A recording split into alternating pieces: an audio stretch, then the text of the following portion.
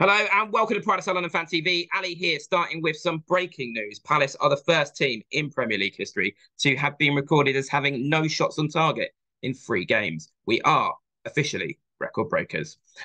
Also, if you're having a nice Sunday, don't look at the league table because, well, I'll spoil it for you. We are 3 points above the relegation zone. We are officially, I think, now in a relegation battle. This is the review of the Man City game, which of course finished 1-0 to Man City at Selhurst Park. I'm going to be going through it, through all the usual features, man of the match and Vieira's rating. And before we start on Vieira's rating, I wanted just to talk a little bit about the noise around Vieira this week. It started with TalkSport coming out with their sources. I don't know who their sources are. Maybe Jamie O'Hara. So I do take it with a bit of a pinch of salt that Vieira's job was under review. The boards were getting a bit panicky about us being dragged into a relegation battle. But to be honest with you, I would have assumed that, of course, they were looking at it based on the Aston Villa game. Everybody knew that after that game, if we didn't get any points there, we were no longer competing with Villa for 11th, and that we would have to really start looking over our shoulders. So, they'd be very, very naive as a board not to be looking at it, given the financial consequences of relegation. Even Harris and Blitzer, who seemingly take no interest in our football club and have spent their energy trying to invest in every other football club apart from Palace this season, are definitely going to be looking at this because it will be harder for them to sell their shares in Palace. Touch wood, they do very soon. If we are a Championship football club. So I'm sure the board are looking at it, but it felt more substantial to me last night when, after the game, Ed Mallion from The Athletic, who is quite a Palace connected journalist, said this. He tweeted this actually. Palace really need to change something. Vieira either won't or can't. It's starting to feel like the end unless something radical happens this week. And that phrase this week made me feel that perhaps things are a bit more imminent than I thought. There's no concrete sources in what Ed Mallion wrote, but two phrases came to mind for me there. No smoke without fire, and the vultures are circling. And it does feel a bit like that with Vieira right now. I feel quite sad, if I'm honest, because I like Vieira. I think he is a really promising young manager in lots of ways. Particularly last season, he showed a lot of promise, and I think he's been shown himself to be a really good guy. He's respected our football club since he's come in. Always been respectful to the fans, and I really hope he can turn this around. I really hope he can pull the rabbit out of the hat this week against Brighton, especially, or Arsenal at the weekend. But that's going to be a very, very tough ask. Let's get into Vieira's rating for yesterday. I'm going to give Vieira a 6. Can't give him any higher because we've lost the game. But I think really defensively, I thought actually he nailed it. I thought defensively we were very, very sound in the way that he set us up. In particular, what impressed me was actually his deployment of Schlupp in the first half. Schlupp played very, very close to Tyreek Mitchell, stayed close to him all game. And I felt like Schlupp and Mitchell really locked down Man City's right-hand side. Foden didn't really get a lot of joy. I thought it was a very disciplined performance from Schlupp. I thought it was definitely one of Tyreek Mitchell's better performances of the season. And we defended really, really well all game, bar one moment of madness from Elise. And I'm not going to give him too much of a hard time because he's a young player, he's a forward, and it was a forwards challenge. And ultimately, if you sit back that much, something is going to give eventually. And I think that's kind of where the criticism comes in maybe now. A little bit of criticism coming for Vieira yesterday. I mean, I was never, and I don't think anyone should really judge Vieira on yesterday's game. It was always going to be a game where Man City were going to dominate possession, and they did, having 68% to our 32. It was never going to be the game where Vieira started showing the attacking intent of the last season that Palace fans want back. Neither do I think, by the way, will the Brighton and the Arsenal game be that, by the way. I think, I did say on the podcast last week, we need to be prepared for more of the same and more of a needs-must approach from Vieira.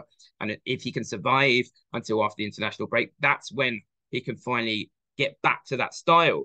But yesterday was always going to be Man City dominating, and I thought we defended really well.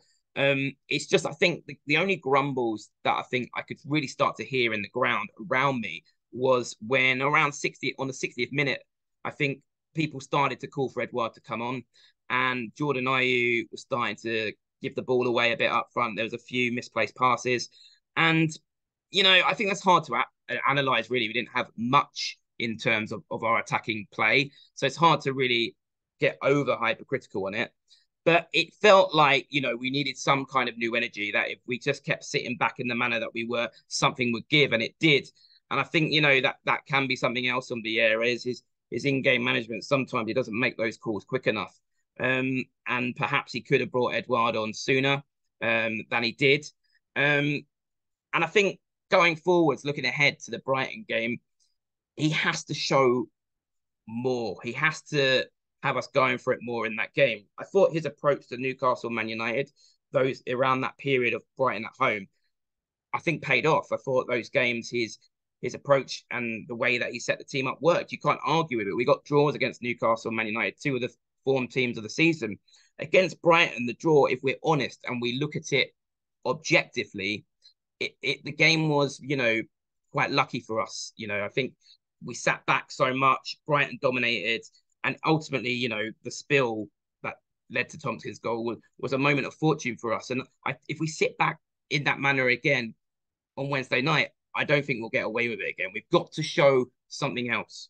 And for me, one of the bright sparks of the game yesterday was Ahamada, who I thought came on. He pressed well. He showed a different kind of energy to our other midfielders. He showed a bit more of an attacking intent.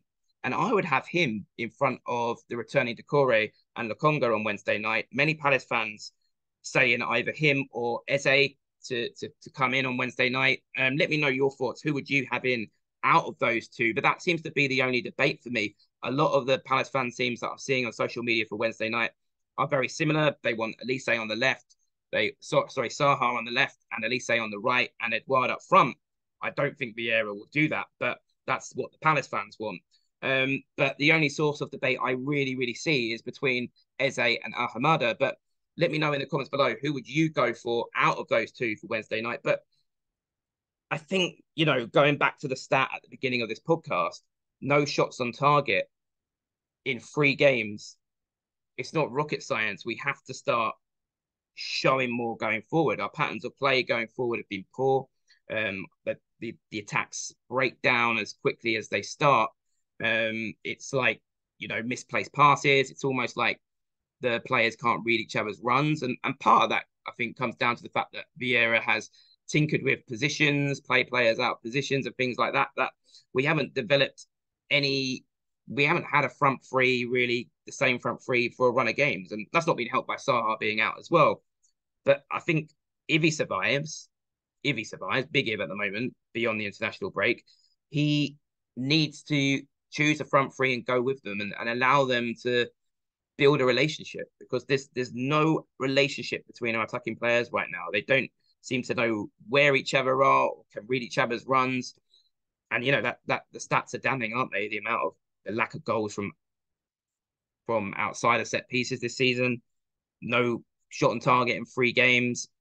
He has to change something going forward on Wednesday night, because that Brighton team, I hate to say it, as good as they are this season, can be got at, as Leeds United showed on yesterday. I mean, Harrison's second goal was brilliant for Leeds yesterday, and we have players who can have that moment of brilliance, like Harrison, Saha, and Elise, but they need to be given a setup to allow them to show that brilliance. And it's a big team selection for Vieira on Wednesday night. It's a massive game for Vieira on Wednesday night. I think it's his biggest game as Palace manager. I'll be doing a review of that. As I said, I really, really hope he can pull something out of the bag. But it will be a tough ask. But let's hope that he can. Let me know your thoughts on the Brighton game in the comments below. Let's go to man of the match. Man of the match for me is between, as I said, I thought actually I do have special praise for Schlupp and Mitchell. I thought they did very well down that left-hand side in the first half. Defensively did a job on Foden and Silva. But for me, the man of the match was between Anderson, who I thought had a really good game, on Haaland, who, scored the penalty. But beyond that, apart from he had a couple of chances and a little elbow, didn't he, really? But for me, man of the match, I'm going to give it to Vincente Guaita, because I love the way that he's responded and reacted to the disappointment of this Southampton FA Cup game, where, his mistake led to us going out, really. I think he's had a few good performances since, and he had a couple of really good saves yesterday against Man City. and was unlucky really not to come away with a clean sheet, based on the fact that all he's conceded really is a penalty. And not a lot he can really do about that, although he's not very good at saving penalties. So that's my man of the match. My man of the match is Vicente Guaita. Let me know your man of the match in the comments below. Where are you at? Let me know where you're at with Vieira. Me personally, I'd like to see him given until the end of the season, but ask me again at the end of the week, and if we're even closer to that relegation zone, I might have a different answer. It is getting nervy now. What's your opinion? Should he go now? Should he go? Should we give him until the end of the season? Which is what I'd like to see. I'd like to see him given a better run of games. I think he's finally got Lokonga and Alhamada embedded in, and I'd like to see him given an easier run of games to get back to that style of play we saw last season. Or do you think he shouldn't go at all? Is this all on the board? They need to take responsibility for this as well. I think if you take your foot off the gas in the Premier League, and you don't invest in the team, and Vieira hasn't been backed enough, I think you get punished, as we've seen this season. So the board have to take with some responsibility as well. There's another school of thought that, Vieira has had his hands tied behind his back this season with the transfer window we had in the summer and the loss of players that we had that we didn't replace. So where are you at on Vieira? Let me know in the comments below. I'm really interested to know right now because there's a lot of debate going on around it. But let's hope that on Wednesday night it isn't up for debate and that we're celebrating a win over Brighton. You never know. They haven't beaten us in a long time. I'll see you then. As always, if you enjoyed this video, press the subscribe button.